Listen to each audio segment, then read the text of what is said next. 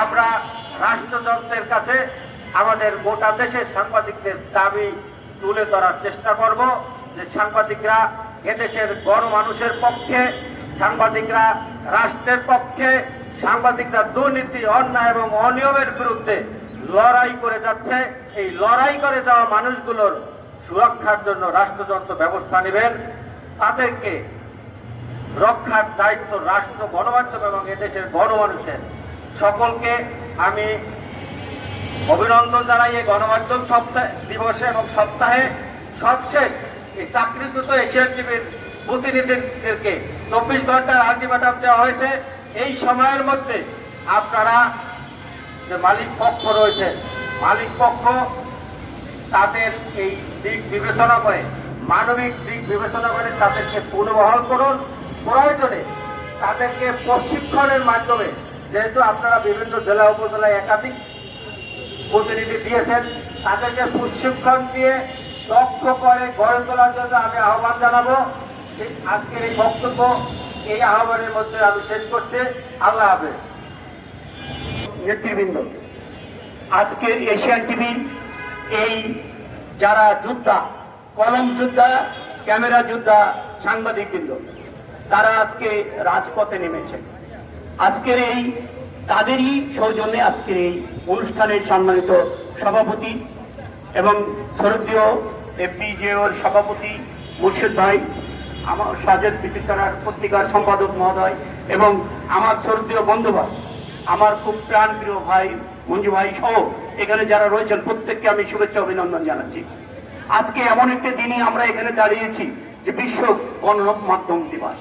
আর এই দিবসে সাংবাদিকদের পক্ষ থেকে আমাদের একটি দাবি, আর একটি সাংবাদিককে যেন কোনো অকারণে বহিষ্কার করা না হয়।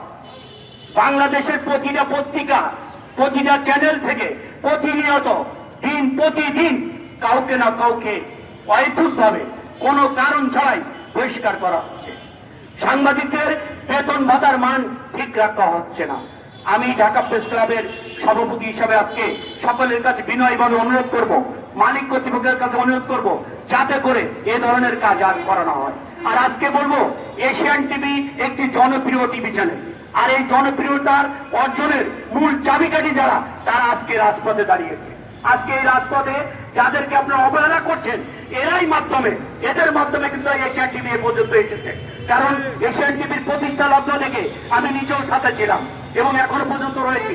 আমি দেখেছি যে এই চ্যানেলের যে প্রতিনিধি রয়েছে পাড়ায় মহল্লায় সব জায়গায় যেভাবে সংবাদ সংগ্রহ করে আজকে একটা পর্যায়ে এসেছে, এর অবদান এই সব সাংবাদিকদের। তা আমি কর্তৃপক্ষ দৃষ্টি আকর্ষণ করব, সাংবাদিকদের পক্ষ থেকে দৃষ্টি আকর্ষণ করব, বিশ্ব আন্তর্জাতিক এই গণমাধ্যম দিবসে যেন এশিয়ান টিভির প্রতিটা সাংবাদিককে তাদের বেতন ভাতা বুঝিয়ে দেওয়া হয় এবং তাদের নির্দিষ্টভাবে কোনো কারণ না দেখে বহিষ্কার করা, প্রত্যাহার করা হয়। কারণ এদেরকে আপনারা আপনাদের কাজে লাগান। যদি কোনো সাংবাদিকের ভুল ত্রুটি থেকে থাকে আপনারা সংশোধন করে নিতে পারবেন। সাংবাদিক জাতির বিবেক, আপনারা তাদের মা বাপ। কারণ একটা প্রতিষ্ঠান, মা বাপ, সন্তান অপরাধ করতে পারে, তাই বলে একবারে 8 শতাধিক সাংবাদিককে এভাবে বহিষ্কার করা কোনো যুক্তি আমি দেখি না। আমি সাংবাদিকদের পক্ষ থেকে আজকে দাবি করব যে আগামীতে এ ধরনের কাজ করবে না এবং আগামী 24 ঘন্টার ভিতরে এশিয়ান টিভির প্রতিটা প্রতিনিধিকে যেন আবার পুনরায় নিয়োগ দেওয়া হয়। ধন্যবাদ সকলকে। এছাড়াও আমি মনে করি বিভিন্ন উপজেলা যেসব প্রতিনিধিরা রয়েছেন, মফস্বলে যেসব প্রতিনিধিরা রয়েছেন, প্রতিটা প্রতিনিধিকে আপনারা আবার নিয়োগ দিবেন এই আশাবাদ ব্যক্ত করে আজকে আমি মনে করি যে একটি সাংবাদিক সংগঠন আমরা এখানে যারা বেড়াইছে, এখানে প্রায় সাংবাদিক সংগঠন নেতা রয়েছেন। এই মফস্বল সাংবাদিক ফোরামের আবু জাফর রয়েছেন, মোর্শাদ ভাই রয়েছেন, আমি ঢাকা প্রেস ক্লাবের মঞ্জু ভাই রয়েছেন, এখানে মিডিয়া প্রেস ক্লাবে রয়েছেন, আমাদের অসংখ্য সাংবাদিক সংগঠনগুলো এখানে কিন্তু সবাই রয়েছেন। এছাড়াও এখানে জাতীয় প্রেস ক্লাব, এখানে কিন্তু আপনার ডিইউজে সকল সাংবাদিক সংগঠনগুলো কিন্তু এখানে।